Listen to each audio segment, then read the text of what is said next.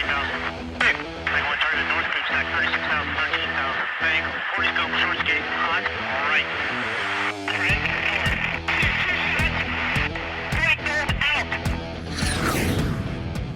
This is the Be One Change One podcast, where our mission is to help listeners define values, practice integrity, and inspire change. Our vision is to mentor men and empower them to achieve more by taking responsibility for shaping their own lives.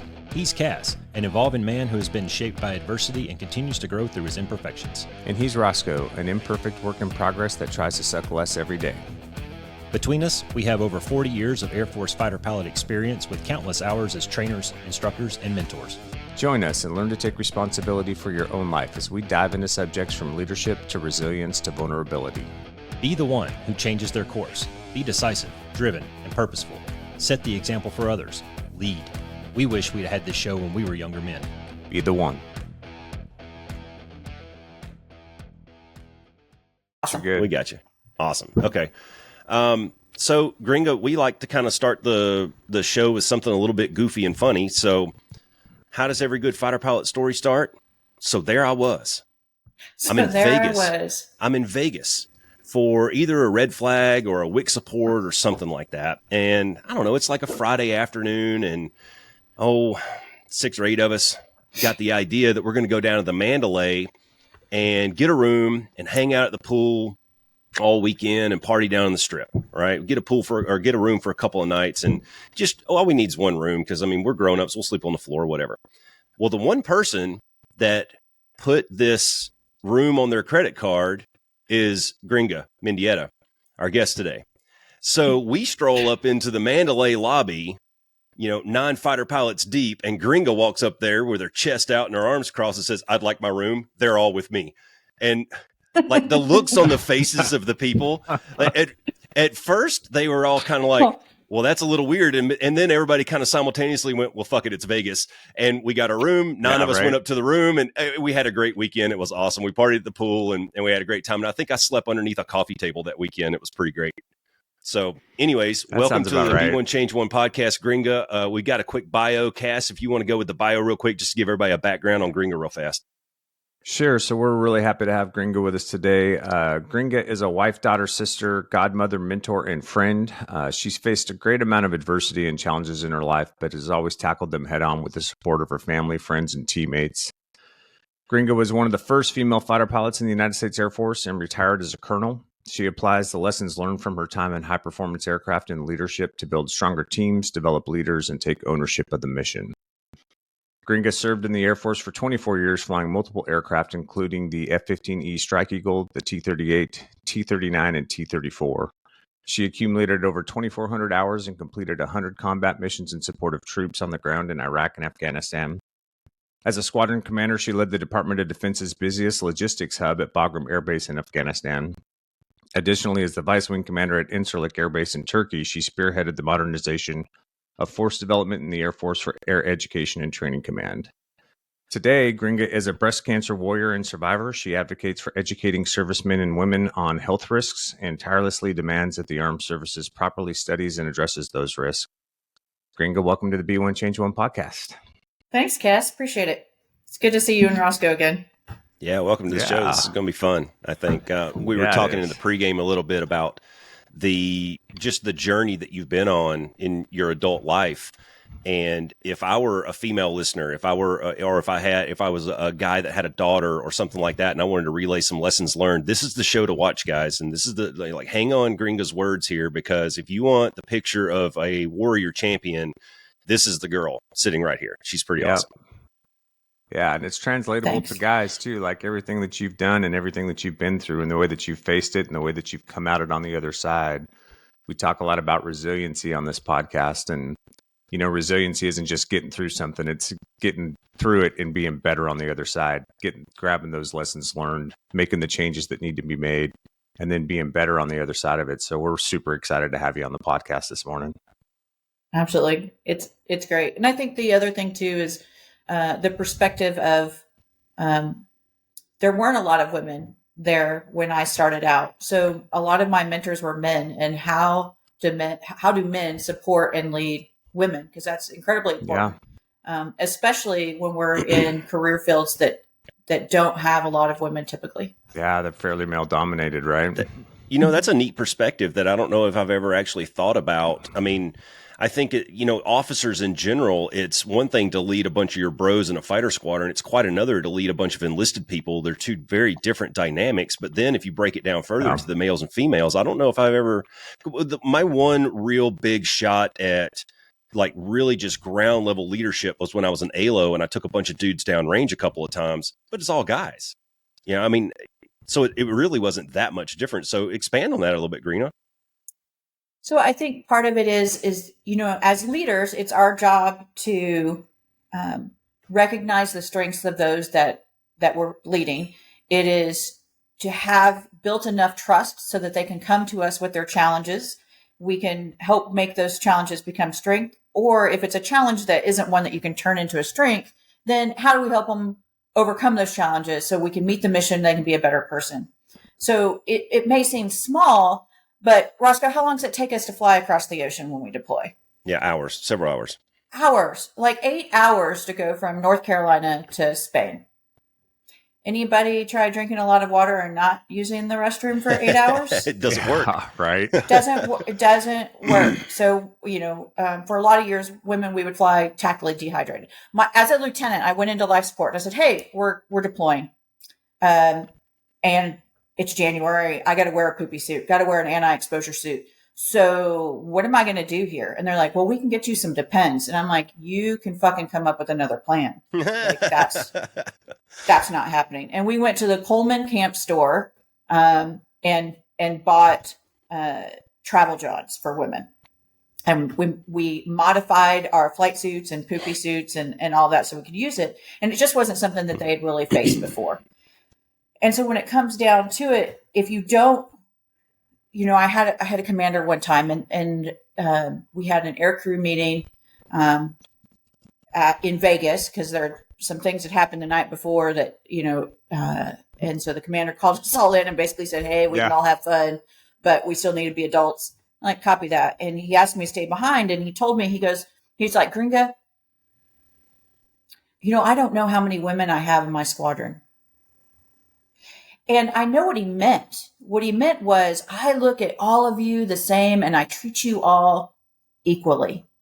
And I replied with all due respect. And it's never going to go well. Yeah, when you it's in the Geneva start the Convention. sentence with all due respect. I said, sir, with all due respect, because you don't know how many women are in your squadron, you don't understand the challenges we're facing and are unable to help us overcome those. Because you don't know how many women are in the squadron, I can't get female piddle packs. Because you don't know how many women are in the squadron, the RA doesn't want to pay more for the women's flight suit that costs more.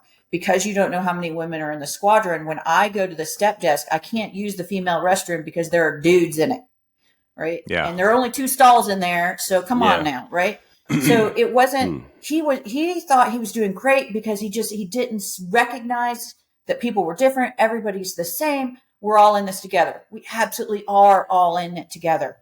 But the people you're leading are facing different challenges, whether that's being temporarily a single parent, whether it's gear, whether they've, lost a parent and they're struggling that week, and so if we don't recognize those challenges, then we aren't truly being a leader that they trust. Yeah, or a leader that can be effective to help provide solutions for those challenges, right? Which is like kind how of your job, effective which is like your default job as a leader. Is your default job. How remove effective am obstacles. I? Absolutely. Like how effective am I flying if all I'm thinking about is how bad I need to go to the bathroom? Like I'm not thinking about what's downrange anymore. Yeah, or you're so dehydrated that any amount of G is brutal on your body, right? Yeah. So, Well, I think that makes a lot of sense. I think there's a good message there, though, just for the public writ large. Male, female, doesn't matter. But some of the social dynamics that we're facing nowadays, where it's this kind of this all-inclusive idea and everybody's the same. Well, dudes, the fact is that we are different. And we need to recognize those differences, I think, and maybe even celebrate them in some circumstances. Yeah. Right. So because you have different people around you, and you don't have people that think exactly like you, then they're going to have different ideas. So it's a strength too. Like, am I getting all the perspectives. Am I getting the best advice? So that comes with having a different background also. So there's two sides of the coin. Yeah, and I want all those coins in my purse. That's right. That's the key. Yeah. That's the key piece of the diversity and inclusion. It's not just, bring everybody of all different races, colors, genders, and all that stuff in together so that we can check a container for some tax break or whatever. It's let's get the ideas from those guys and make this a better place, make this a better unit. Yeah. Absolutely. Hey, Gringa, I got a question for you. So, because you were alluding to the fact, you were one of the first female fighter pilots, obviously a predominantly male organization for the most part.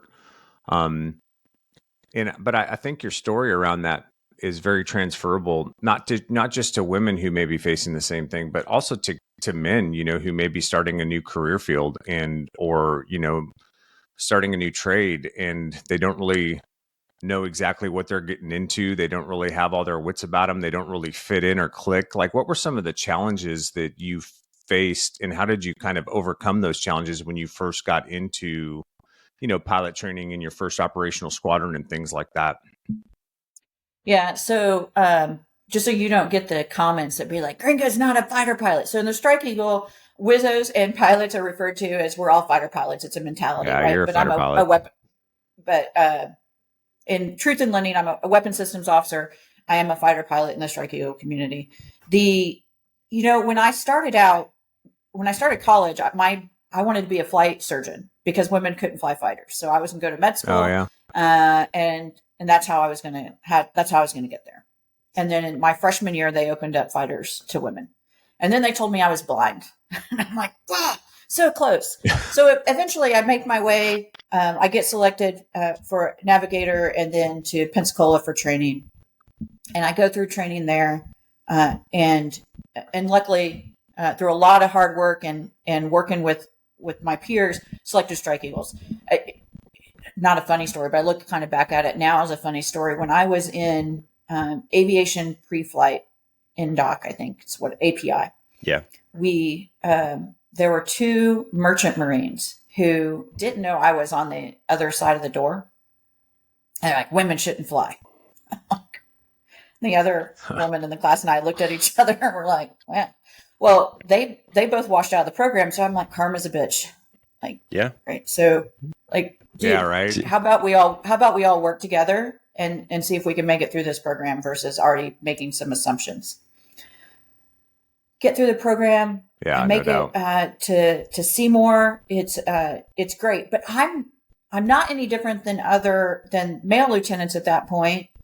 All I want to do is keep my head down, do a good job, get mission qualified, deploy, show that I can do this, show that we can succeed and we can get the mission done. All I want to do. And what it meant was I lost myself a little bit.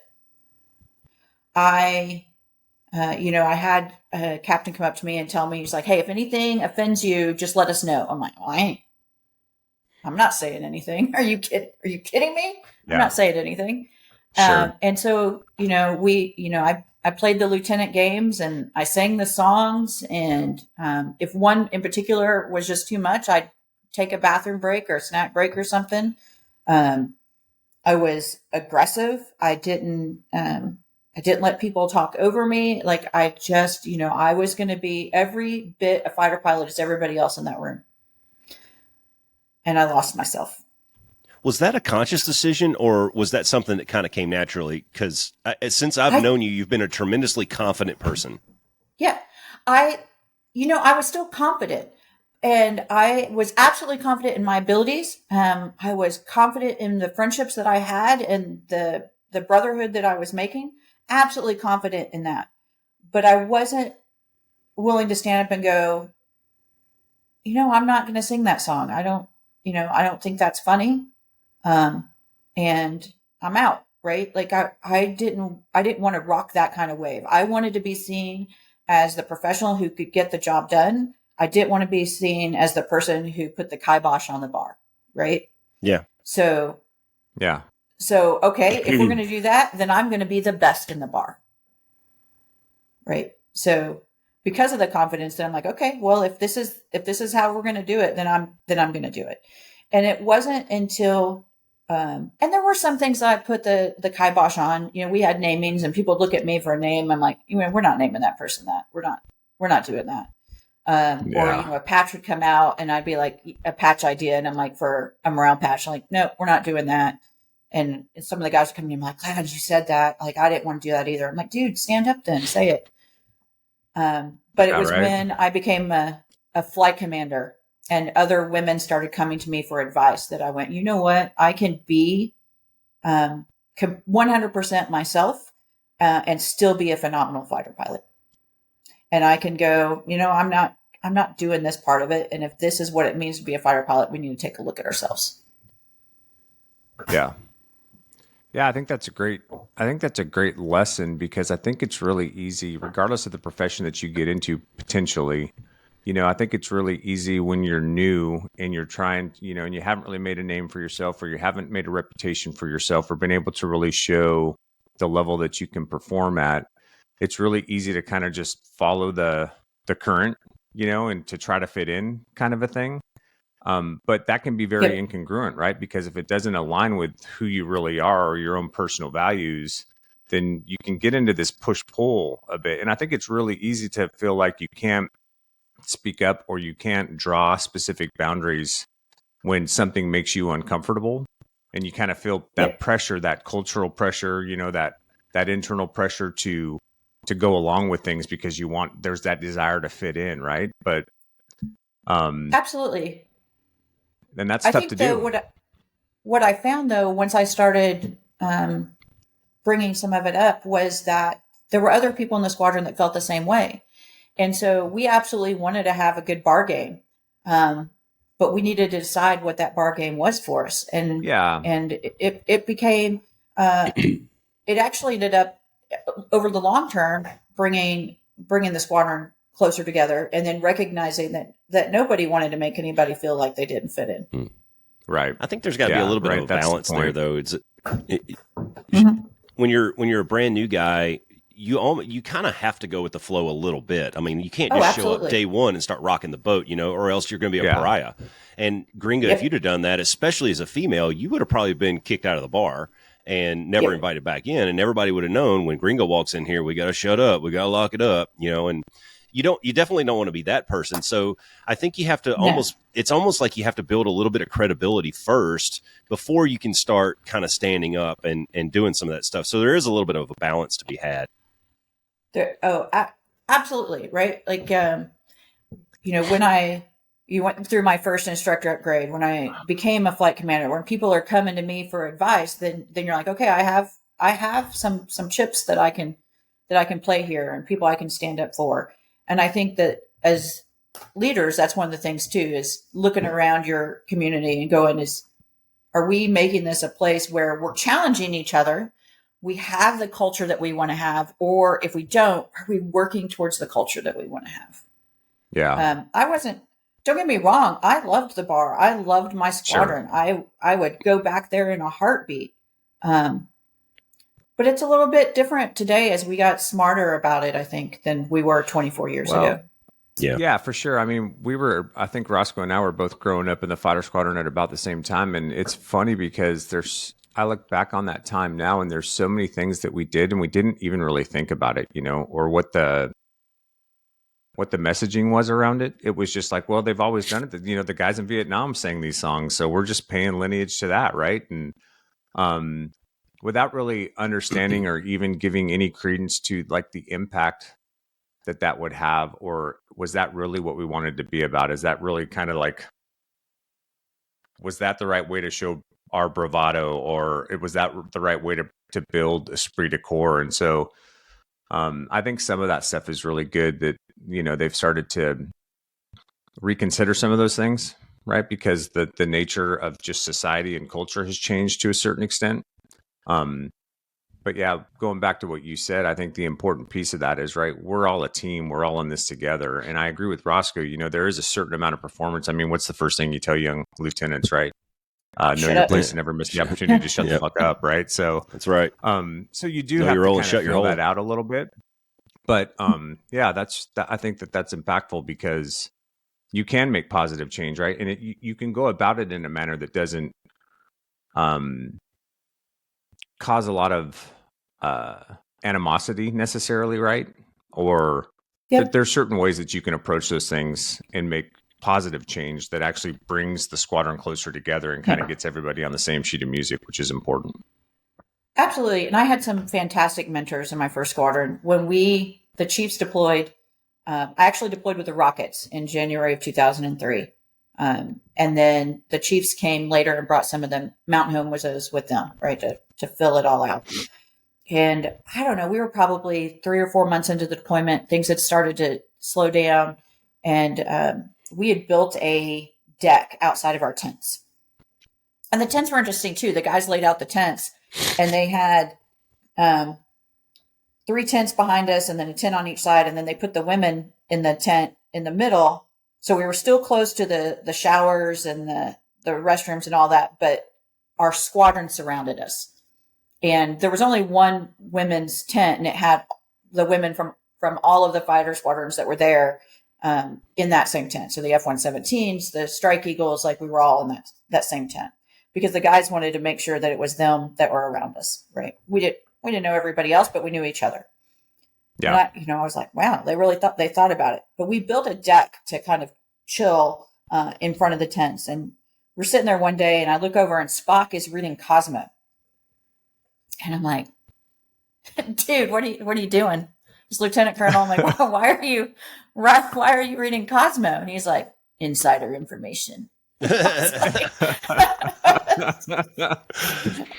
was like, all right, man. But we ended up having a conversation that day, and I asked him, I said, what did you think when women first came to the squadron? It was him. He was there, and Dipper was there. And I said, what did you guys think when women first came into the Strike Eagle? And I generally found the Strike Eagle has been very welcoming. And I think because we are a crew fighter, and even when the Strike Eagle started, they had people coming from the F4, and they had, you're right, like it's always been a community that brings people in.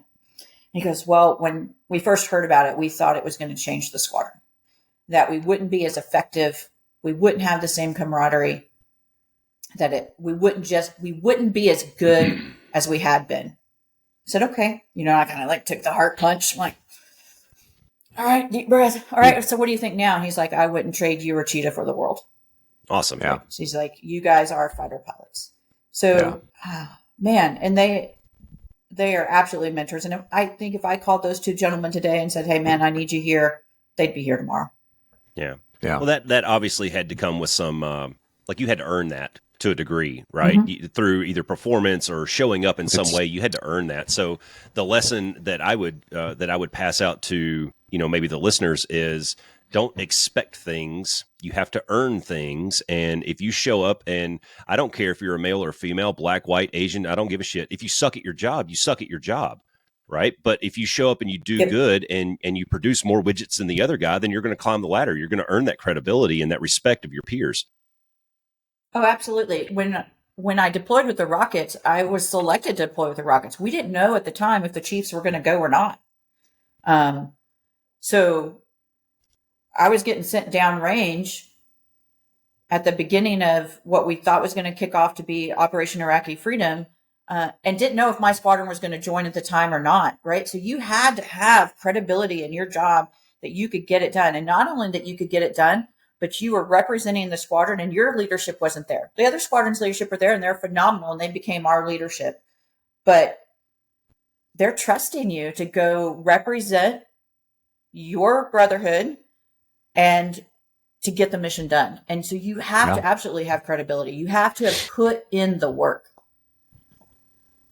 Well, and you wouldn't have been selected, especially as coming from the other squadron, if you weren't really good at what you did. Because let's be honest, when we're prepping to go down range and go to war, the A team goes, and everybody knows, and every fighter squadron I've ever been in, there's an A team and there's a B team. There's the lineup for the first night, and then there's the guys that are gonna maybe follow or work NPC or something like that, right? And so you've got to be good, and that's all based on your performance. That's all based on how you execute in the aircraft. So being part of a performance-based industry like we are, it's that is probably first and foremost, regardless of skin color or gender. It's, can you do the job? If you're the best person for the job, then get in the cockpit. Let's go. Yep. I think that's true. I think that, again, on the other side of the coin, you can absolutely be the best at your job, but if nobody wants to be around you, Yeah, if that's nobody true, too. wants to fly with you, if nobody wants to hang out with you on a Friday night because you're a jerk who thinks you're better than everybody else, then Yeah, you're you got not the going to big get the ego. call. Yeah, Yeah. well, You're not we've gonna talked get the about call. this. Yeah, we've talked about Yeah. this. We talked about this when we did the Top Gun Maverick episode, and we talked about That's Rooster right. and how big of a prick he was, and nobody wanted to fly with the guy. I mean, he's probably Yeah. the best stick in the room, right? I mean, honestly, you break it down, he's probably the best pilot in the bar that night, but nobody wanted to fly with him because he was an asshole. Yeah. Yeah. So you got to keep your ego in check. It's all about that humble, approachable, credible. Yeah. Speaking of egos, I wanted to kind of transition over to at what point did you and Mike meet? It was probably at Pensacola, right? When you kind of had that. No. Oh, no, it wasn't. So I want to hear that no. story because you and he Yeah. both have showed a tremendous amount of resiliency in keeping that relationship together, and you for putting up with his shit for this many years. So, and you He'll can tell say him I that said too.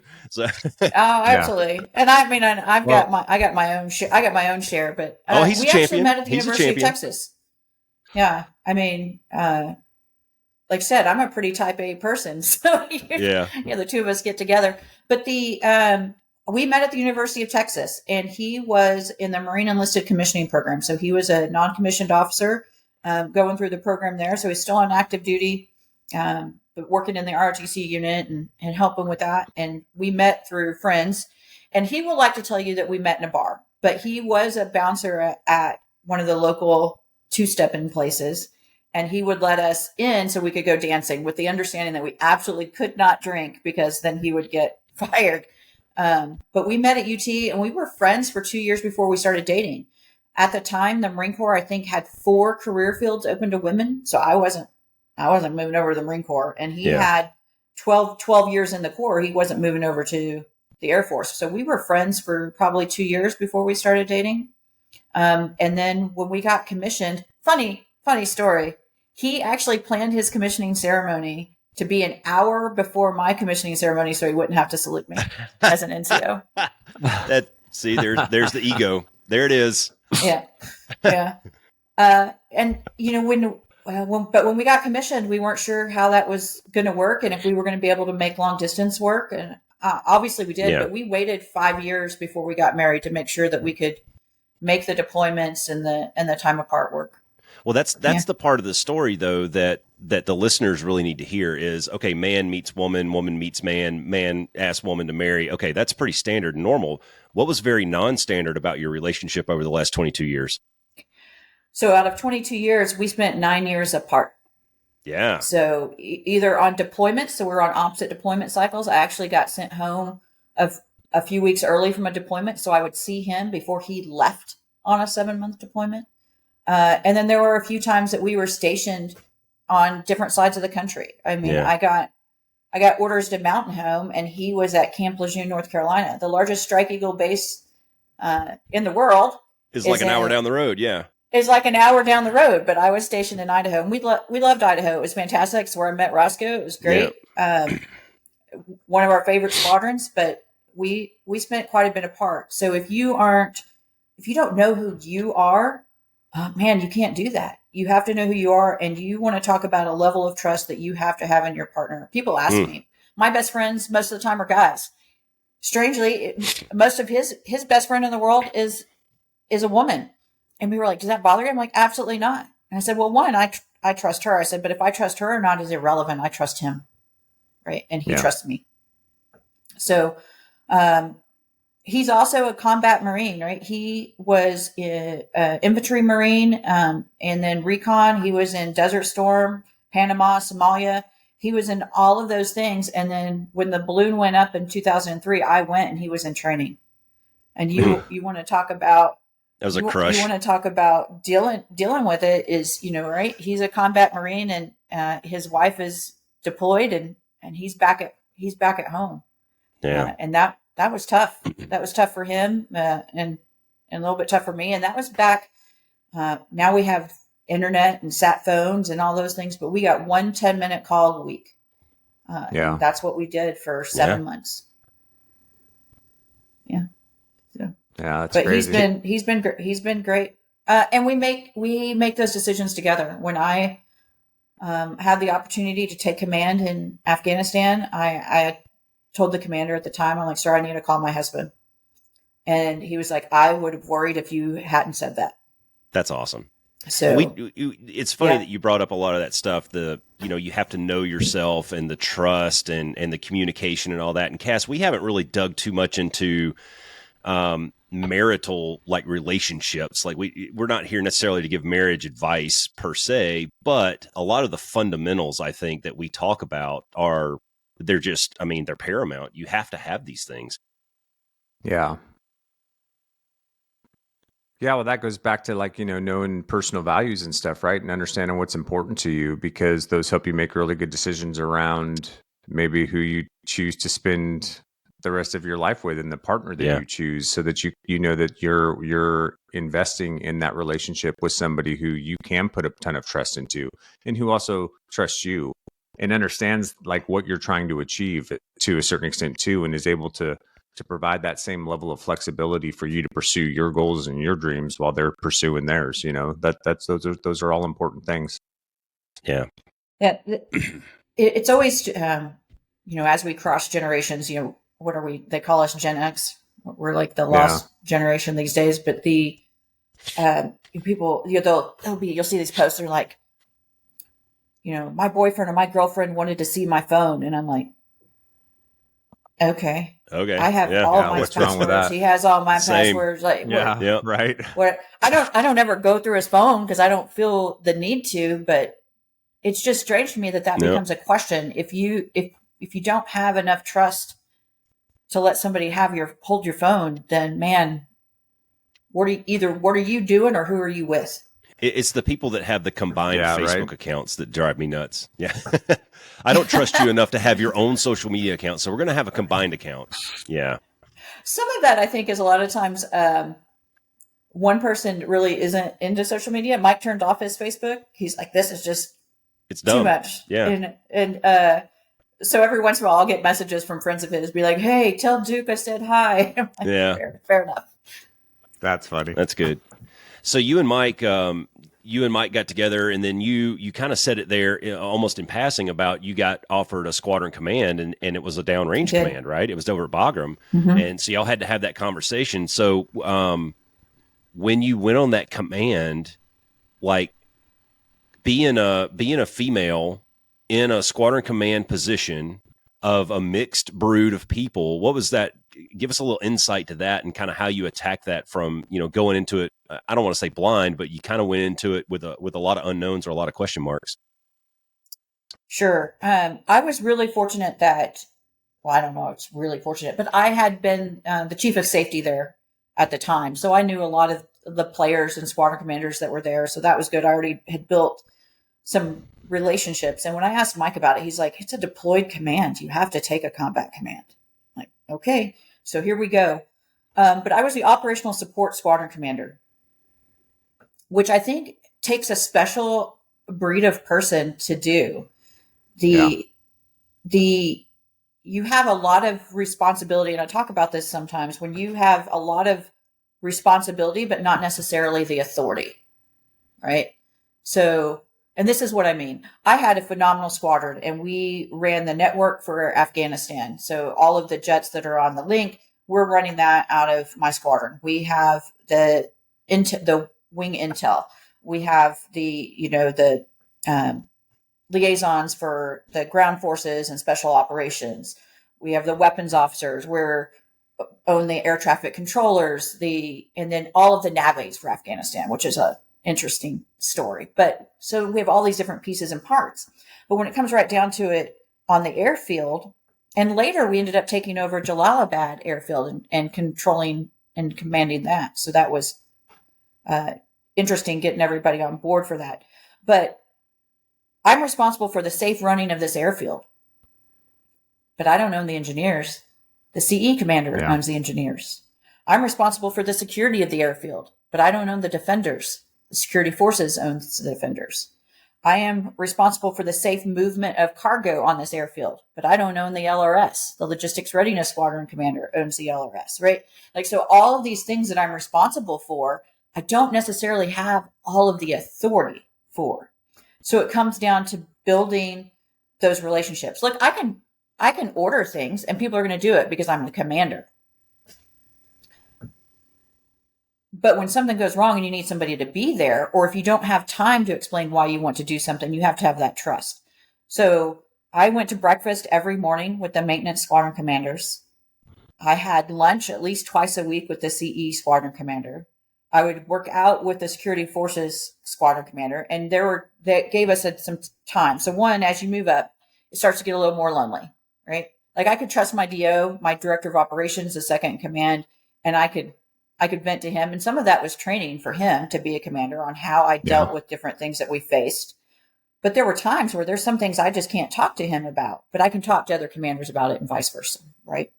The first time I was going to have to give out non-judicial punishment to an officer, man, I called the security forces and maintenance commanders. Like, this is what I'm thinking, because that's not something we generally have to face in a fighter squadron. So I built those relationships with the commanders and with their airmen. So if I asked the CE airmen to hand paint the end of the runway because we're in Afghanistan and the painting machines didn't come in, but we can't wait for it to get painted because the air crew's telling me they can't see the threshold. So they're out there in the middle of the night hand painting the runway, then you better believe that I and my airmen were out there helping them paint that runway, right? Then we had, the airfield was attacked and we had indirect fire hit the runway. And we had previously opened up a second runway with the help of CE and some other things. But so this runway was moving, and we had now had a hole in our primary runway. And I called the CE commander. I'm like, hey man, I know we're still under attack, but there are F-16s that need to land. And he's like, we're on our way. Right. So we're still under attack, and that team rolled onto the field to fix it. Would they have done it without those relationships? Sure. Would it have gone as smoothly? Would we have practiced it? Would we have had that second runway had we not built those relationships? I don't think so. We all trusted each other, and we trusted each other because we put in the effort to build that trust. Yeah. And sometimes it doesn't work. Yeah, sometimes it doesn't. You're right. But I think that's important to stress, Gringa, especially from a leadership perspective, is because I think when you're younger, you don't recognize this maybe as much, but like the relationships that you build are so important, because that's really how we get things done, right? It's the relationships that you build, the trust that you build with other people that allow them to, in that moment where you're like, look, I can't explain this right now, but we have to do X. They're ready to move out because they know that you wouldn't be coming to them or asking them for this if it wasn't important. You know what I mean? And it's really important to build those relationships over time. And you know, especially in communities like we grew up in, the fighter squadron and stuff like that, right? It's such a small group that, you know, the relationships that you build from the beginning end up having impacts for you all throughout your career, you know, because you cross paths with the same people over and over again. And that's why that reputation you build is so important as well, right? Because that reputation follows you everywhere you go. Yeah. I've run into that. You know, people are like, oh, you're Gringa, I've heard about you. And I'm like, okay. They're like, oh, good. Yeah. You're a fucking celebrity. But when you build that trust too, what it also means is that you're given a little bit of grace. I was having, back home, my family was having a hard time. And so I was pretty stressed. I'd gone and just sat in the chaplain's office for an hour. Like, I didn't need to talk to anybody. I just needed somewhere where I could go and nobody else was going to come in for an hour. But one day I was sitting at my desk and I was working, and the CE chief master sergeant, so the senior non-commissioned officer in the squadron, came in and was going to introduce the new chief. And he did. And I said, hey, nice to meet you. And thanks for stopping by. And then they were out the door. It was like less than a minute. And the next day I went, man, I was a jerk. I didn't give them time didn't give them the time. Like they deserved the time. I didn't give it to them. So I walked over to the CE squadron and I asked to talk to the chief and the incoming chief. And I didn't make any excuses. I didn't say, hey, I had all of this going on. Or I said, hi, gentlemen, I am sorry. And they kind of looked at me and said, I didn't give you the time that you deserved yesterday. And I am sorry. Yeah. Right? I had other stuff going on. That's irrelevant. Yeah. But don't qualify your apologies. If you're sorry, say it. Yeah. Well, and I think that's important too, because when you're in leadership, there's so much creep, there's so much admin stuff that you're always dealing with. But you have to find ways to make time for people, and to be able to keep your door open and let them come in and close it, even if it interrupts you, to have those conversations or to meet those incoming, senior NCO commanders or whatever the case may be. And that's a really tough thing, I think, to do sometimes in leadership, because you are overwhelmed at times and there is so much on your plate, but it's so important because that's what helps build that trust as well, right? Absolutely. And I think it's important you talk about being overwhelmed, is building those behind you. So one of your first podcasts, I know somebody had asked about, well, how do I make myself stand out? And I'm like, and you said, well, help people out. I think as a commander, there are a few things that we can do, or as a leader, right? When you have the time, explain how and why you're making decisions. Yeah. What is your thought process? And that's going to do a few things. One, if you're not there, they're going to know what their right and left bounds are, and they're going to know how you think about things. But more importantly, as they move up into management and leadership positions, they can start thinking about how and why they're making decisions. Yeah. So when I was in Afghanistan, we lost a C-130, and all souls on board were killed at Jalalabad. And I was in Hawaii on my R&R when that came out. And I called my DO and I said, hey, man, I'm here if you need me. If you just need to vent, you got this. And he's like, I'm going to do it. I'm like, nope, you don't. If you want to tell me what you're going to do, by all means. But I don't need to hear what you're going to do. You've got this. And I just wanted to call and let you know that I'm thinking about you guys. And if you do need contacts or have a question, then by all means. But you guys are well trained and you have this. And when you do things like that, when you show people that you empower them. Yeah. Yeah, there you go. Go ahead. Yeah. I was just going to say, you're talking about mentorship, and that's really important as you do kind of go up through the ranks, whether that's in a business or in the military. It's always important to it's like you were talking about, bringing your DO in and you're venting to them, but you're also kind of helping them think through, hey, when you're a commander, these are the things you're going to face. These are the things you have to consider. These are the things you have to think about. Right. And then, like Roscoe's saying, empowering people. It's not, I call it putting people in play, but it's empowerment. At some point, you got to put people in play. I had a very similar thing when I was a commander, where I had a new DO, really sharp cat, and I tried to let my DOs run the flying side of the house, right? Because there's just I don't need to be involved in that. I did that as a DO. There's too much other stuff on my plate. And so, the first couple of weeks, I'm giving him inputs. He's in and out of my office a lot. We're talking about things.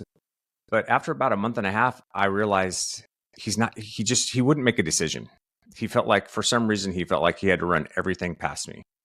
And so I was sitting in my office one day and I'm like, how do I affect this? How do I empower him to be on his own and realize that he can do this and he can make those decisions for himself?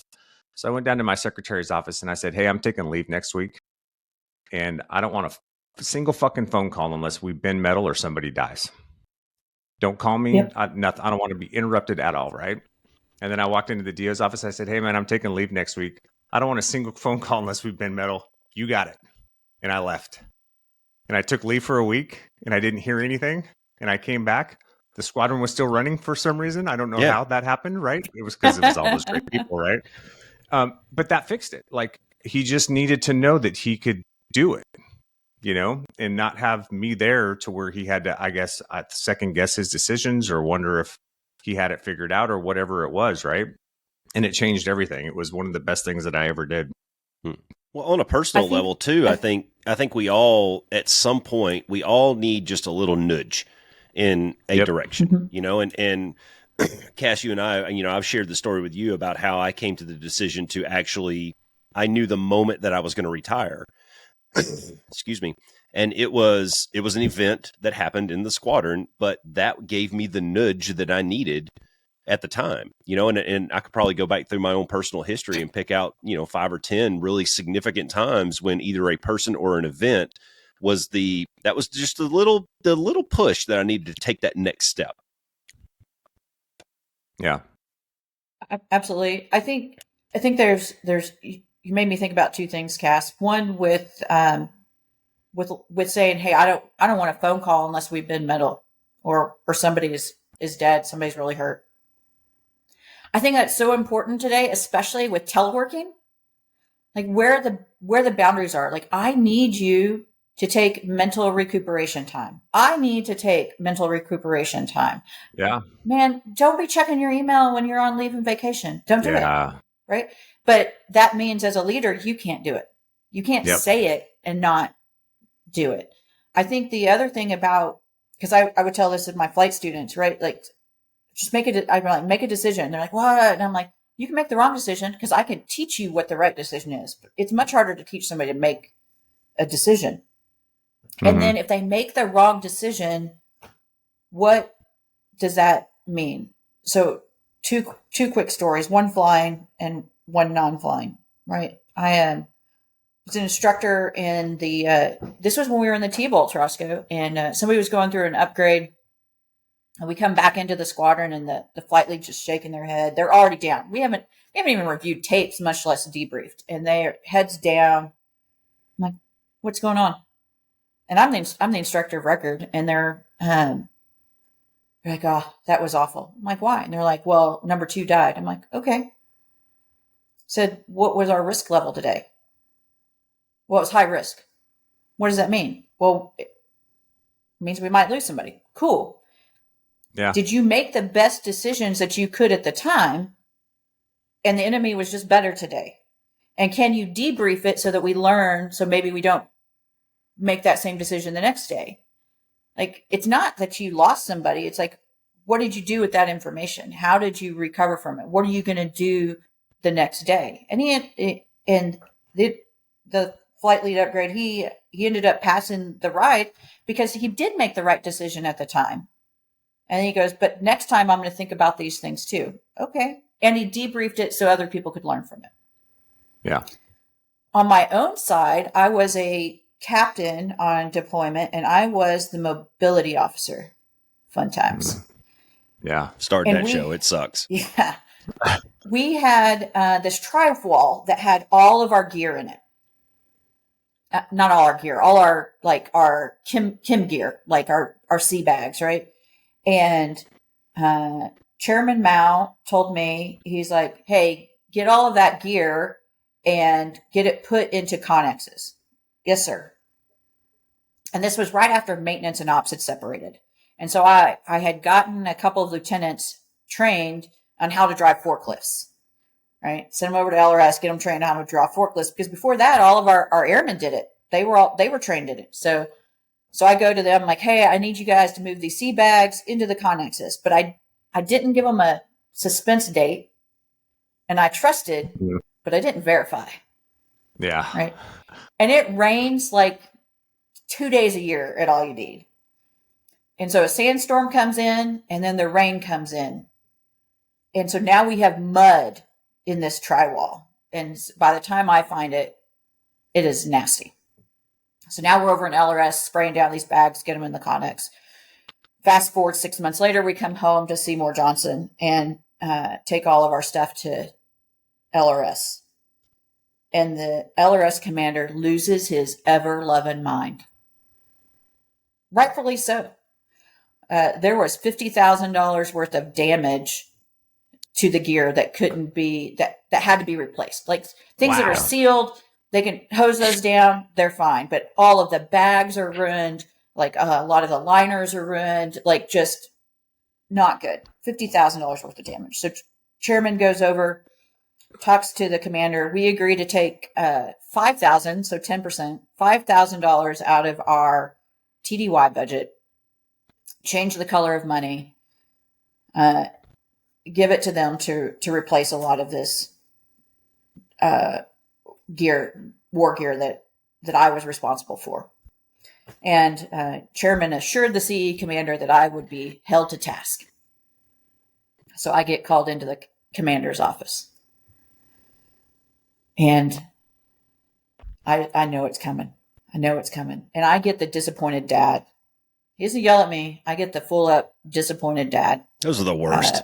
Lecture. Yeah, man. Especially because you know you're wrong. Yeah. Like, it wasn't like I thought I was right. No, man, I was completely wrong. I failed in my little small leadership right and left bounds that he had given me.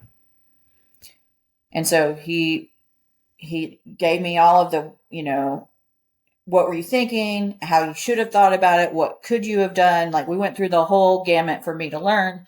And oh, by the way, you just cost the squadron. And yes, sir.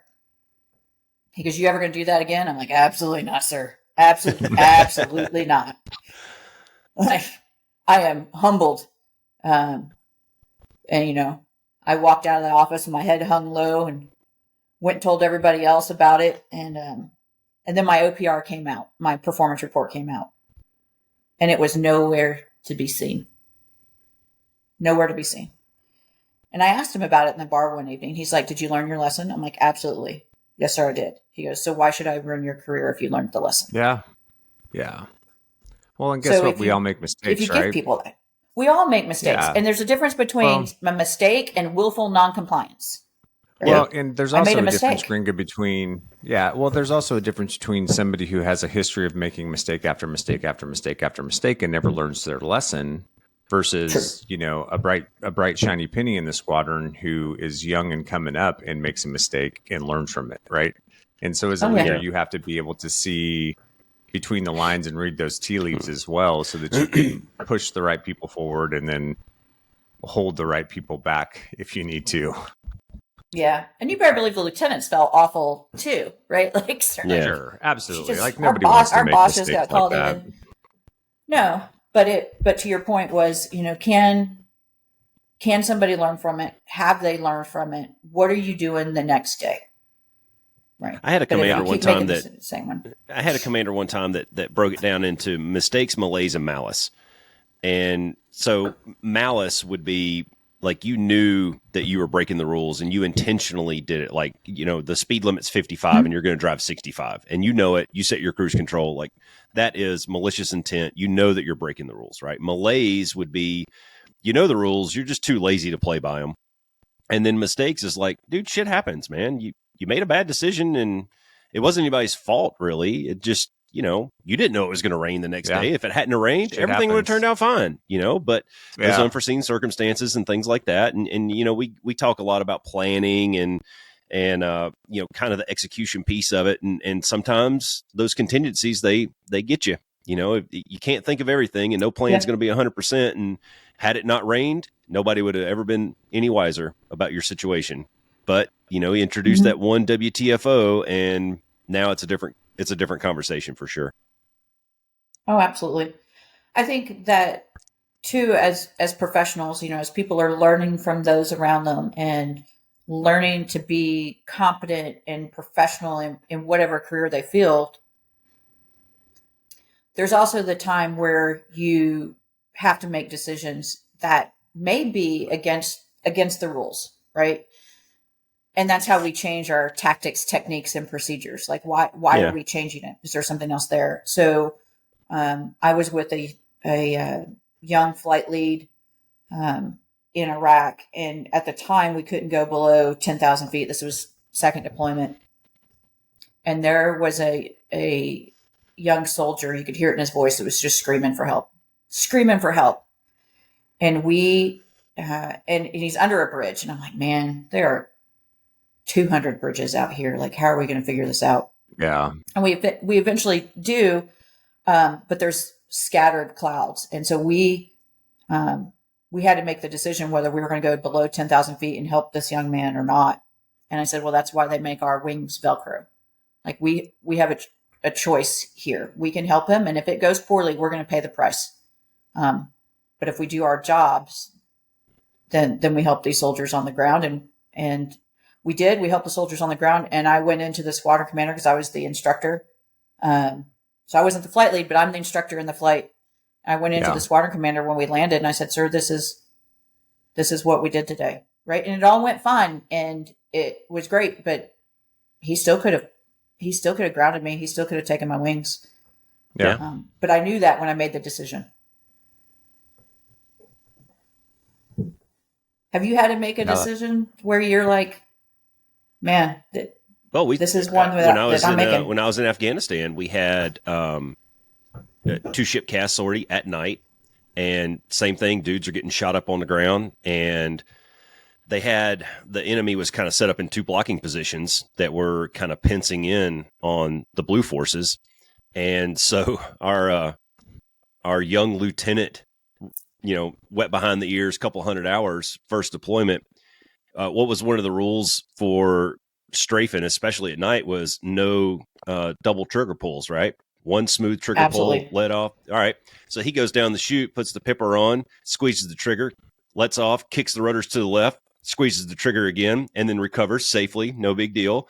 And so he got back into the squadron, and him and the flight lead go in, and they talk to the commander. And this is what we did. And the commander kind of gave him the shaky finger a little bit, says, "Hey, don't ever do that again. That's against the rules, but that was fucking awesome. Good job." So, in some respects, there's, we always say that the rules are written in blood, and there's a reason why we don't do things or we do things. And I've told you, Cass, I told you the story about the Wizzo recovering the jet up at Leech Lake at 69 feet. And, that's some scary shit. And those things, those rules are there in place for a reason. But at the same time, lives are on the line. And if I can safely do this, then maybe I do it. Yeah.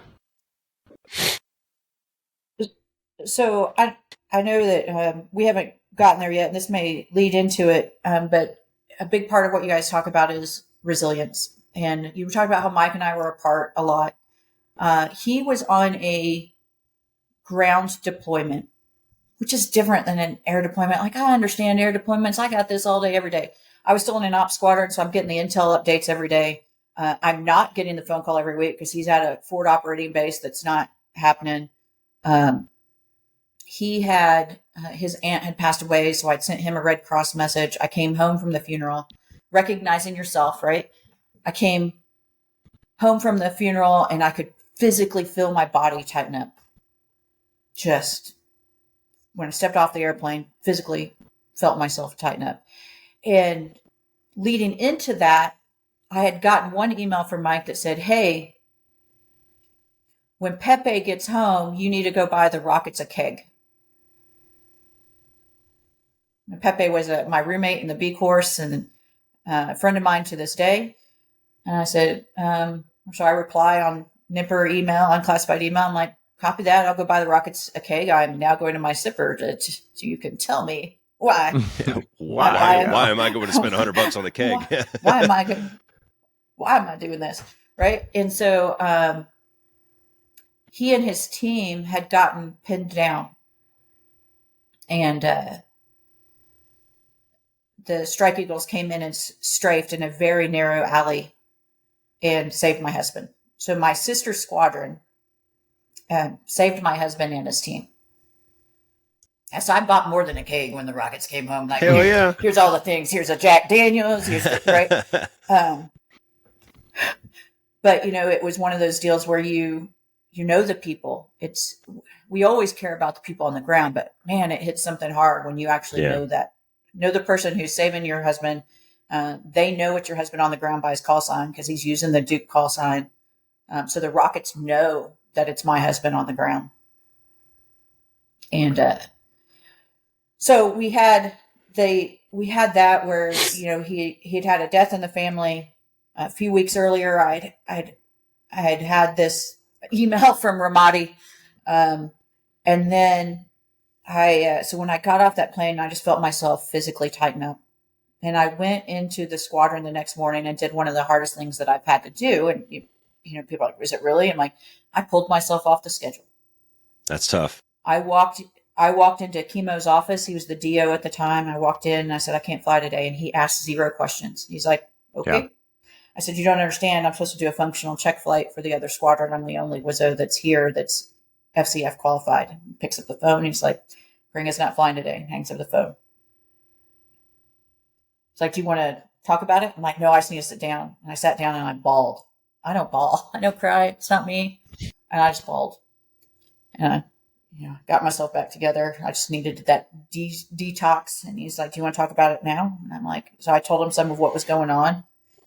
And then he's like, do you need to go home? And I'm like, absolutely not. I can't go home. Like, there's nobody at home. And then I have to mow and I got to do bills and I just need it. So I just hung out. I just hung out in the squadron for the day with the guys. And I walked around and I hung out in the scheduling and training office and talked to people. And then I went into the bar and had lunch with people. And I just needed that 24 hours to regroup from everything that had gone on. Yeah. Absolutely the wrong decision would have been to fly that day and shut down motors, right? Like it just was. Yeah. But it's a different thing when you need to know yourself enough to say, I can't do it today. Yeah. Yeah. Sometimes you got to decompress and find that balance. That might be a good lead in to, we're talking about the resiliency and you gave it from your point of view and how you had to take a knee for a day and that's all great and everything. And, seeing or experiencing it from your side and knowing that your loved one was in harm's way and, you're kind of watching it from the outside and let's flip the script a little bit and go into when you went to the doctor and Mike is on the other side of that coin. So I don't know where you want to start that conversation or how that gets into that, but that's a big part of this. That's going to be a big part of the show is kind of transitioning from here's Gringa the warrior, the zipper suited sun god who's getting all the air medals and winning everything to holy shit, you just got your knees chopped off.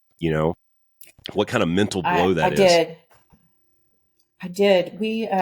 So Mike and I actually made the decision for me to retire, and I was supposed to retire in July. I did my ceremony in April. I was supposed to retire in July, and that was a tough decision too, right? Because I'm up for wing command, and I told some of my mentors that I was going to ask to not be a wing commander, and you went through those conversations. But to be a wing commander, I had to be worldwide volunteer, and I wasn't willing to go somewhere without Mike again. I just come home from Turkey.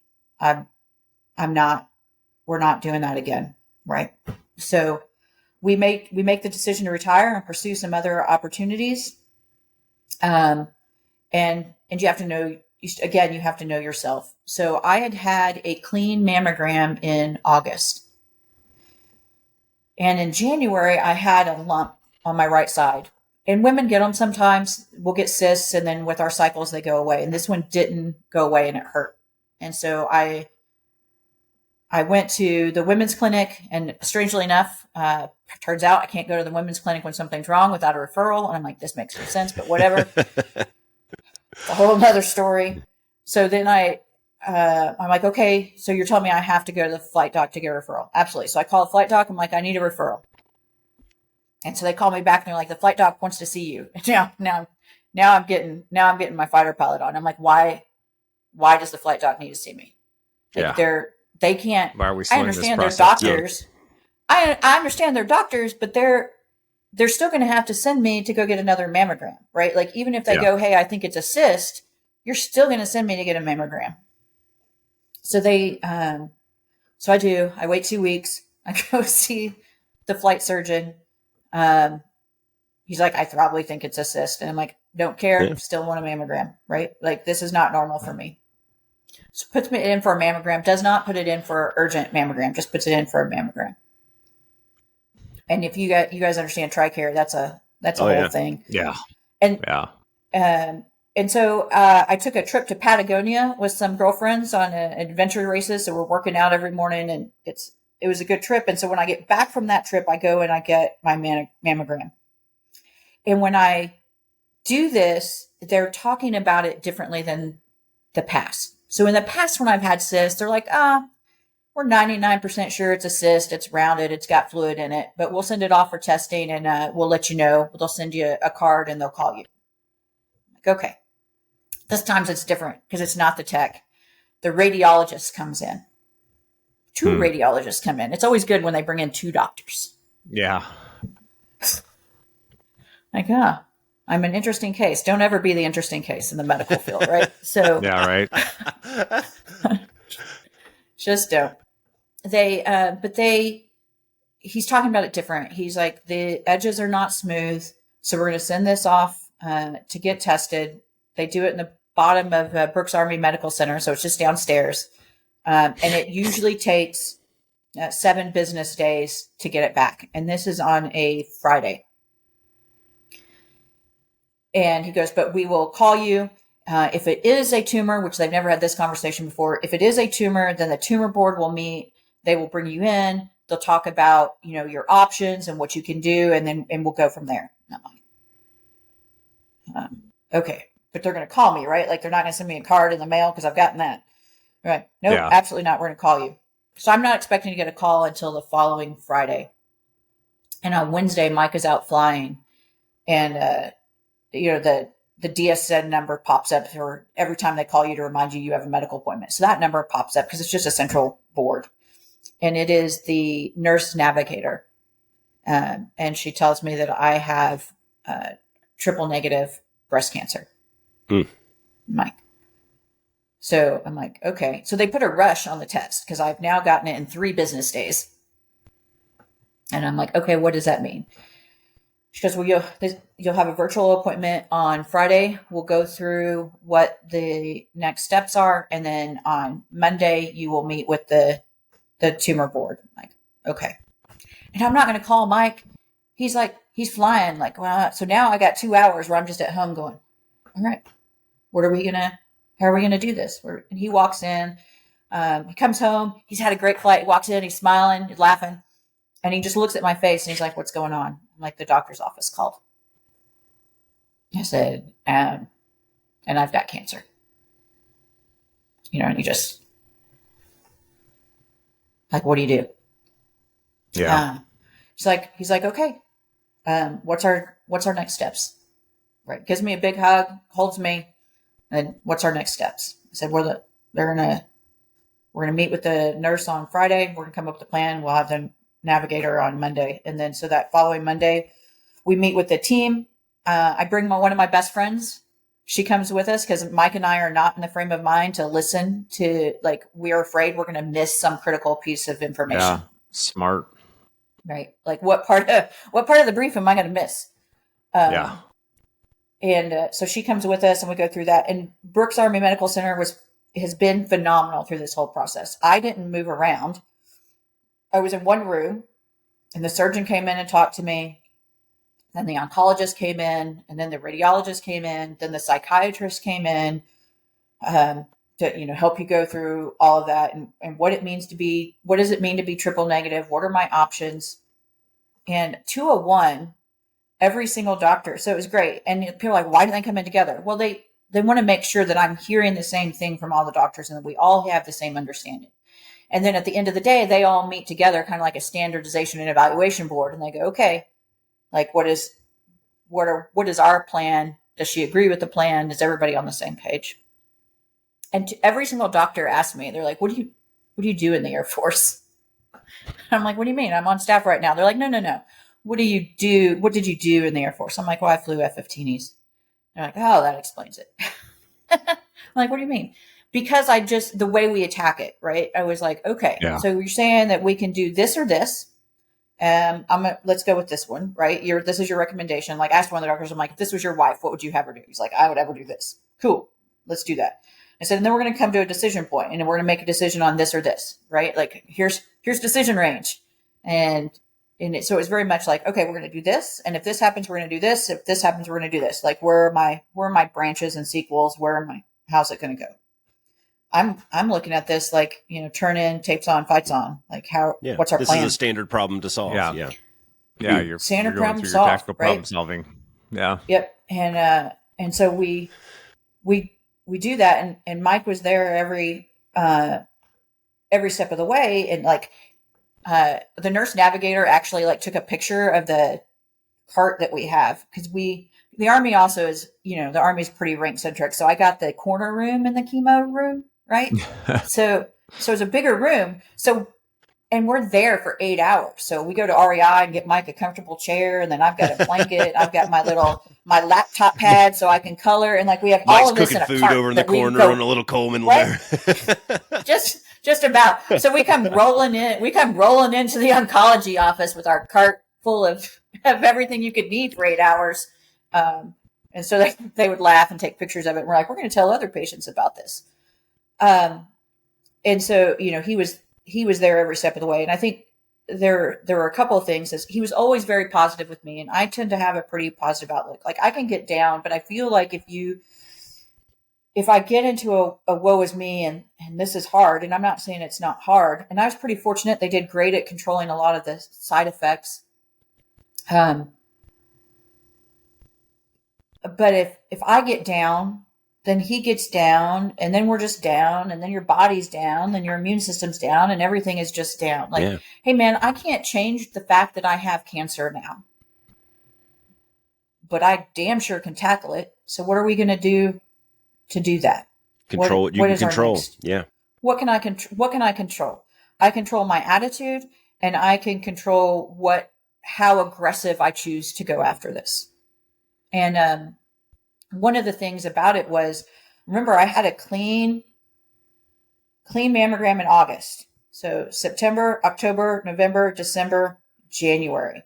So I'm not supposed to get another mammogram till August. So if I don't fight and say, nope, you're giving me another mammogram, then how much further along is this? How much further tumor? along would it have been? The other part of it was, by the time they found it, it was already stage 2. And if I had chosen to do surgery before chemotherapy, they would have been unable to do a lumpectomy. They would have had to take the entire breast because the tumor was already so large. Right? So in 5 months, I went from nothing to stage 2, and we recommend doing chemo first anyway. But if you choose not to do chemo, then we have to do a full mastectomy, right? Like, so it went fast. And they were great about explaining those options.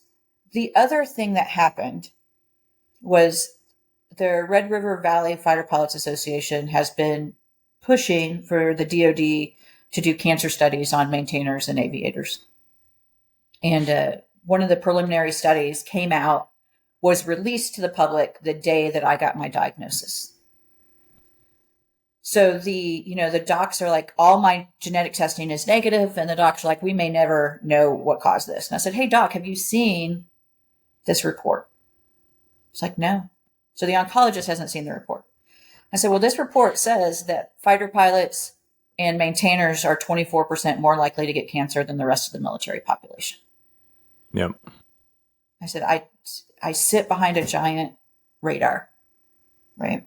I sit underneath a greenhouse effect canopy at 30,000 feet. We're just exposed to more things.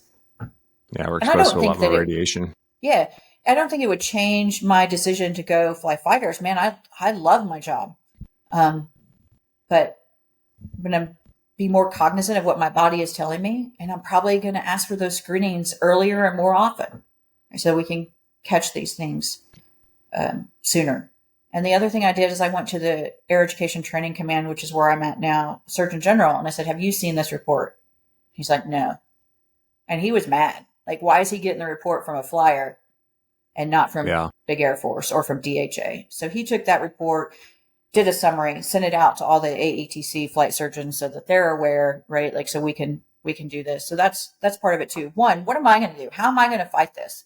What are we as a family going to do about this? One of the hardest ones was telling my dad, right? I've never seen that man break down, and he broke down, right? God. So how are we going to fight this as a family? And then how are we going to prepare others so that they can make informed and educated decisions? And so that's where I'm at. I think with Mike, when you talk about his resiliency, he was always very positive about me. And I know he had his days, but he didn't talk to me about those days. And there are times I wish he would have, but he needs to be comfortable with that too. But he had close friends that he could talk to. And one of his buddies comes up to me. We hanging out, partying, and he's had a few. He's like, Gringa, I know you're going to be just fine. I'm like, thanks, man. Appreciate that. Yeah. He's like, I know Mike's worried, but I'm not worried. You're going to be just fine. And I hear from the other room, shut the fuck up, Fancy. Right? Like, because he needs somebody to talk to, right? Like, and he doesn't want to put that on me right now. I got a lot going on. So he's talking to his friends. And so he doesn't. Yeah. Then his friend's like, you're going to be fine, which I appreciate. But Mike didn't want him to, right? Like, so there's always, it was funny at the time. It's funny now, but it's one of those deals. You're like, okay, we're all human. We're all human. We're all going to have But that's a good thing to talk about, though, real quick, is I know Katie and I, individually and together, we've had some periods where, you're dealt a blow of bad news or whatever, and we instinctively go into problem solving mode. And absolutely, let's say, okay, so this is my news. This is what I know. Let's see if we can learn more. Let's control what we control. Let's break it down, solve the tactical problem, right? But at some point in this journey, you have to allow yourself to grieve. You have to allow yourself to be emotional about it and work through those stages. So was there any point in that where you and Mike either did it individually or together? Absolutely. So my mental model was never one that I wasn't going to beat this, right? And I've had a complete pathological response. So we still did some follow-on treatments, but after chemo, they saw no signs of cancer. So phenomenal. And then I'll keep going in for the next 5 years for screenings every 6 months, just to make sure. One of the first ones for me, I need to post it. Mike cut my hair, right? So I was trying to hold on to my hair until after my retirement ceremony. And then the week of the retirement ceremony, it was just coming out in chunks. Just chunks. And I have a lot of hair, and it's just coming out. So we had some fun with it. He started out with cut the sides, and then he got pink hairspray. And so I had a pink mohawk, right? Like full up, standing up, pink mohawk. And then, when we started, like we got everything set up, we're there, and he's like, "Are you ready?" And I'm like, yeah, I need a minute. And so we did that, but it's just hilarious. And then I have this picture, and then we're taking like rock on pictures, and having a good time with it before he does that. And luckily I have a pretty round shaped head. It's all right. But when I went, so, my identity is, I'm pretty confident in my identity as a woman, because I talked to the surgeon about this, about if I would have to have a mastectomy, and, I didn't have to make all the decisions then or whatnot. But I had to go get a wig, right? Because I wasn't sure, like, did I want to, like, the office is going to know I have cancer. Like, I didn't actually retire. Right. Yeah. But do I want to explain to acquaintances? I hadn't decided yet how open we wanted to be about this. And I made the decision to be very open. So we go to this lady's shop who specializes in wigs for cancer patients.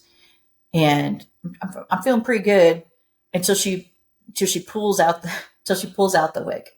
Because for women, there's a lot of identity in our hair, right? Like when we're like, oh, I got to get ready. I got to fix my hair. right? Like, and it makes you feel feminine, right? And at work, I have my hair pulled back all day, every day. I'm wearing a helmet. I've had a lot of breakage from wearing a helmet. But now I'm gonna have to wear a wig. And Mike looked at her, was like, we're gonna need a minute. And I broke down in the shop because it was the first physical representation that I could see of the battle I was going through. Yeah. Golly. Yeah. So but after that she put the wig on. I'm like, okay, I'm okay now. I'm back. I'm back. But I made the choice a lot to be open for the men and women around us, and particularly the women, and making sure that they get screened and recognized that, hey, we're at a higher risk, so that they can make those decisions. But man, yeah, cutting my hair off. It's interesting, Gringa, because I haven't gone through something like that, but I've supported several folks who have gone through major life events, whether it was relationally or physically with some kind of a medical diagnosis. And I've noticed that people come in typically two groups. One group wants to isolate and push everybody away, and one group wants to kind of wrap their arms around everybody and pull them to them, or be more open about their process. And I can tell you that in my experience, what I found is the people that embrace that openness and have an ability to be a little more authentic in that process and transparent. Not that you share it with everybody, right? But that ability to have a little more openness and to do some of the things that you did, where it's not just totally internally focused on what I'm going through, but it's also, okay, how do I make this better? Or how do I prevent this for other people? Tend to get through that process much faster and tend to come out the side much sooner, and with, I don't know, just a little bit more of themselves intact than the folks that go, I'm going to put myself in a corner and I'm not going to come out of the corner until I'm ready, kind of a thing. Yeah, one thing that we talked about, CAS, was hats off to you for doing that. Thanks. A while back, we were talking hard, about man. It's so we were talking about the poor me's. It's got to be such a hard. Yeah. We were talking about the poor me's on another episode, and how, your attitude can just shape the outcome a lot of times. And, go back to the beginning of the episode where we were talking about attitude and what we were talking about in the pregame and stuff. And had you gone into this with the woe is me's and the poor me's and stuff, well, you know what? I mean, maybe physically you would have come out the same way because your anatomy is going to respond to the treatment, but psychologically you're going to come out a completely different person if you go into it with two different attitudes like that. Absolutely. And, I know there aren't many times in your life that I guess you could be completely selfish. And this is one where I could have been. I could have chosen to be completely selfish. And nobody would have faulted you for that either. And nobody would have faulted me for it. Family still would have been there. But I also recognize that my attitude affected the attitudes of those around me, right? Mm-hmm. If I don't believe that I'm going to get through it, then how much harder is it for to believe I'm going to get through it? Yeah. How much harder is it for my father to believe? How much harder is it for my niece to believe? How much, right? Like, so, one, I need that positivity for myself. But I need the positivity around me too.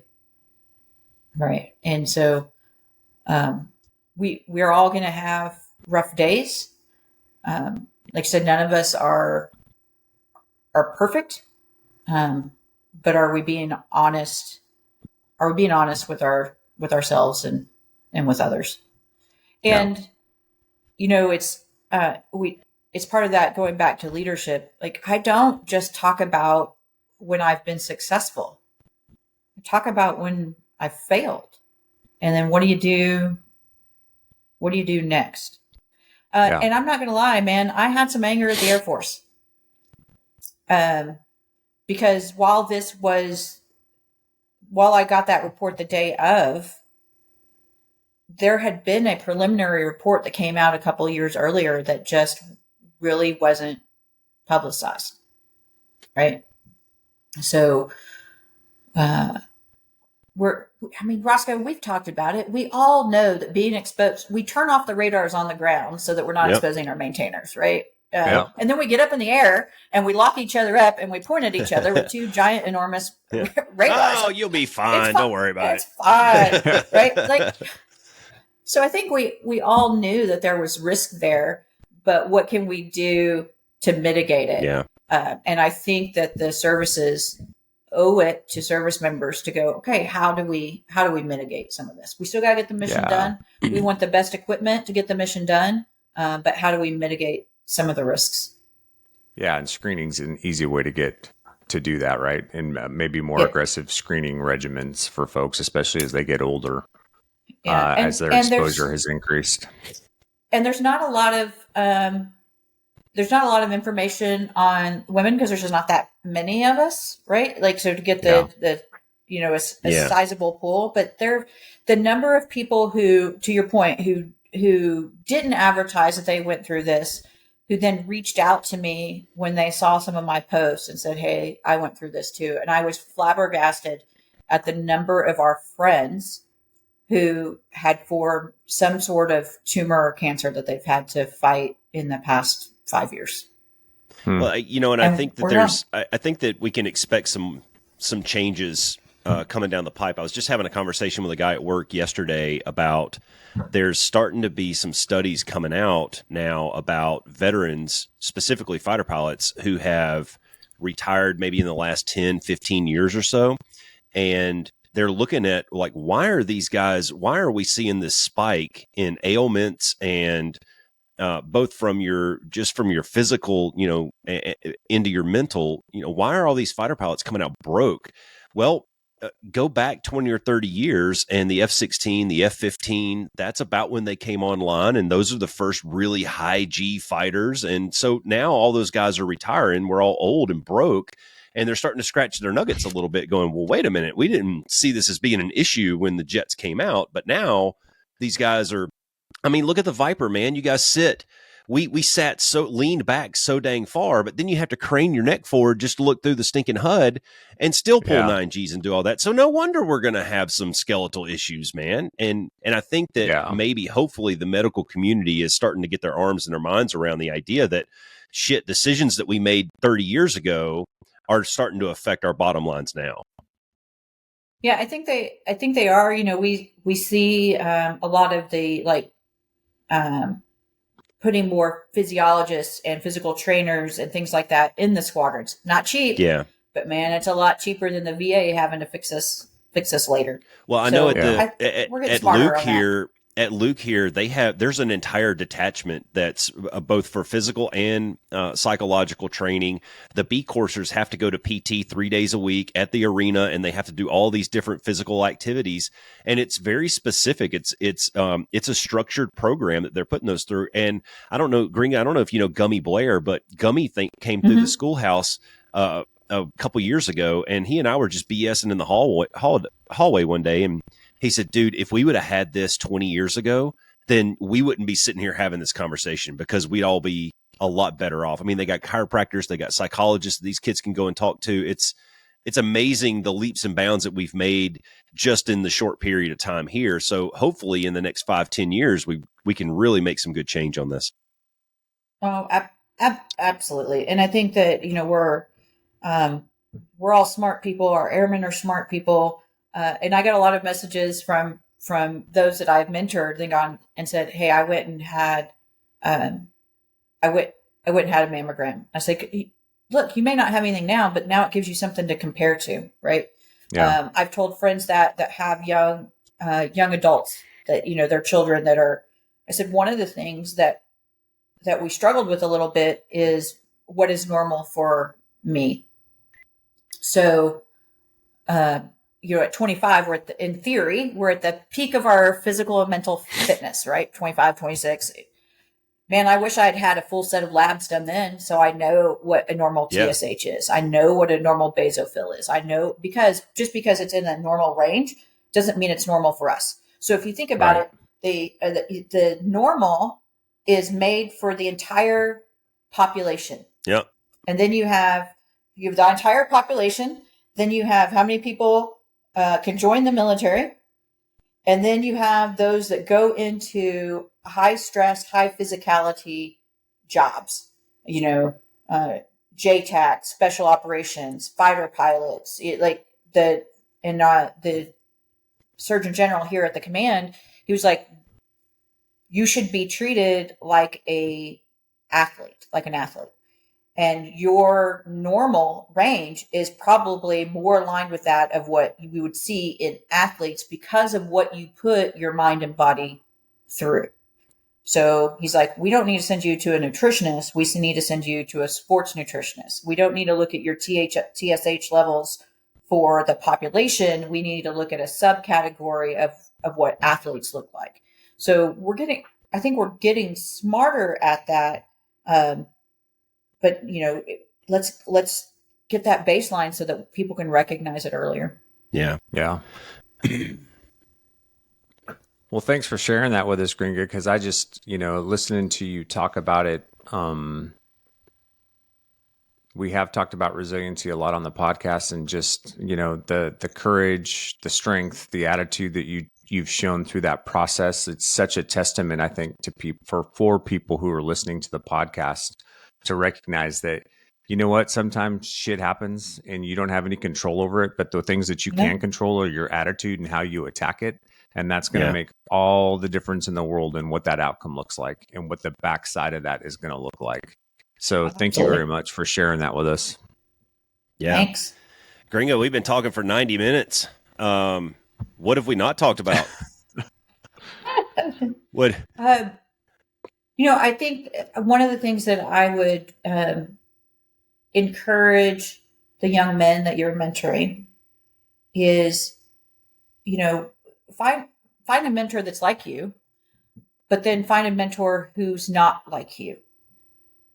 So if you've never had a woman mentor, then develop one of those relationships, because it's going to give you a different perspective. Yeah, that's a good piece of advice. A perspective in how you see how you see yourself and how they see you and how they see things around you.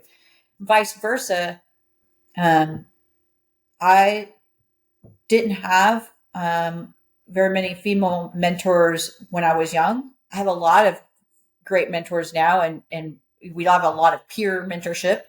But I also valued the perspective of the male mentors that I had. So don't be afraid also to mentor the women that are around you, and to bring them into that fold. Because there's nothing worse than feel like you're on the outside looking in, right? Like we need to, and whether that is somebody from a different background or, Roscoe jokes all the time about being from Alabama, right? Like, Alabama. So maybe, but you're going to have a different perspective than somebody that grew up in New York City. Yeah, sure. Right. Yeah. So work for those, getting that diverse look at things, but that also means that you need to be that diverse look for those around you. Yeah. Yeah, that's great. Yeah, that's great. Cass, what do you want to say in wrap up, man? How you want to close this out? No, man, I think it was awesome. I mean, if I had big takeaways from what Gringa shared with us, it's the resiliency piece that we talked about. It's the importance of mentorship and seeking mentors, especially when you're younger, but then also providing mentorship as you get older and extending that piece of yourself so that people can learn from you as well. I think there's great value in what you just said about diversifying that, right? We've talked a lot about on here, like, you got to have an open mind, man. It's okay if you disagree with people. Don't be afraid to have conversations with people where you may disagree, because you may learn something from them. We all have different perspectives. We all view life through different lenses, and you can learn a lot from somebody who sees the world differently than you do. And that's really important. As well as I really appreciated the comments that you made in the beginning about how, when you were growing up in the fighter squadron, like the importance of, hey, you've got to get to a place where you can prove yourself. You've got to get your performance to a certain level, but you also can't lose yourself in that process, right? You've got to be true to yourself while you're doing that. That really speaks to authenticity and to walking and practicing integrity by staying aligned in the value system that you have. So I thought that was a great conversation as well. How about you, that's Roscoe? awesome, man. If I had to sum the whole thing up, I would say attitude is everything. And if I had to put it into one word, it would be attitude, because you go all the way back to the beginning of your story when you came into the fighter squadron for the first time, and your attitude drove a lot of your decisions and the way you carried yourself and your confidence level, all the way through your marriage and how y'all handled that. And you were met with diversity around almost every corner, it seems like, but your attitude carried you through, and then through your diagnosis and your treatment, and you're sitting here today, you look great. You're awesome. Thanks. And man, I tell you what, for our listeners, this gal is a champion. So go look her up. Yeah. Gringa, where can we find you? Where can we learn more about Gringa? I work with Athena's Voice, so athenasvoiceusa.com. You can reach me through there. And then, yeah, I'm pretty open. I'm on LinkedIn. I'm on with Athena's Voice, and I'm happy to talk to anybody that wants to have a conversation. Heck yeah. Yeah, if I had to Athena's sum Voice it is up, a. I'd say- Go ahead, Cass. Sorry. No, go ahead, Roscoe. I was just going to say Athena's Voice is a pretty good platform. It's all fighter pilot female and led by G. And who is the other gal? I can't remember her name right now. Lucky That, Penny. Yeah, Lucky No, Penny. Lucky. That started. Yeah, so Lucky and G started it, but Yep. G's running it. She does a phenomenal job. Yeah, and talk about different perspective, man, just from the female fighter pilot point of view, because, I mean, you guys you're a minority in a very large community to a certain degree, but you still have a lot of you have to have the same traits, the same mental toughness and resiliency and all the things that we talk about on the podcast. So what a great platform that those guys have started, and you being a part of that. I think that your story is going to resonate a lot with our listeners, because you hit on almost every single little topic that we talk about. Yeah. Yeah, if I had to sum it up, Gringa, you're badass. It was a pleasure getting to meet you and to have you on the podcast. Thanks. I loved it. Loved talking with you guys. Cass, what do you got? Parting shots. Be the one. All right, be the. Hey guys, one of the consistent topics we discuss on the Be One Change One podcast is the importance of resiliency, seizing opportunities, and choosing courage over comfort to achieve what is important to you. So if you're an outdoorsman, we would encourage you to explore Sick Bear Outdoors. That's right. Sick Bear believes in using the symbol of resilience to empower your outdoor adventures and to experience the wildness of life's trails. Sick Bear adopts the bear's approach by fearlessly embracing nature, standing your ground, and courageously facing challenges. Get out of your comfort zone at sickbear.com. That's SICBEAR.com. Visit sickbear.com for all of your individual and family hunting, fishing, or outdoor adventure needs. Thanks for flying with the Be One Change One podcast. If you got something out of this show, then be the one and share it in your circles of influence. You can be our wingman through our website at www.be1change1.com. That's B and the number 1, change and the number 1.com. We invite you to be the one and join our fighter squadron on social media at Be1Change1 on Facebook, YouTube, and Twitter. You can follow us at Paul Roscoe White on Facebook, Instagram, and LinkedIn, as well as Roscoe's website, www.paulroscoewhite.com. You can email us from the website, and please leave comments, share, and ask questions, or leave ideas of things you would like to discuss on future podcasts. Most importantly, be the one that helps us win the algorithm by leaving a review on whatever platform you're listening on. Thanks for joining. Until next time, be the one.